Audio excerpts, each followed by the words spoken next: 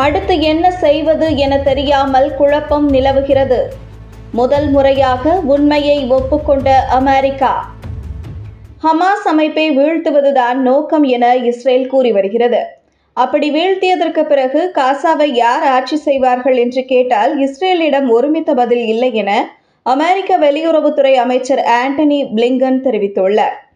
NBC தொலைக்காட்சியின் meet the press நிகழ்ச்சியில் பேசிய அவர், 9/11 தாக்குதலுக்கு பிறகு அமெரிக்கா செய்த தவறை இஸ்ரேல் செய்துவிடக்கூடாது. ஆப்கானிஸ்தான் ஈராக்கிற்குள் நுழைந்து வெளியே வர முடியாமல் அமெரிக்கா பெரும் போராட்டத்தை சந்தித்தது. அதே போன்ற ஒரு முடிவை இஸ்ரேல் எடுத்துவிடக்கூடாது என கூறி வருகிறோம். காசாவை கைப்பற்றி ஆட்சி செய்யும் நோக்கம் பெரும்பாலான இஸ்ரேல் தலைவர்களுக்கு இல்லை. அதே நேரம் ஹமாஸை அப்படியே விட்டுவிட முடியாது. அப்படி செய்தால் அவர்கள் மீண்டும் தாக்குதல் நடத்துவார்கள்.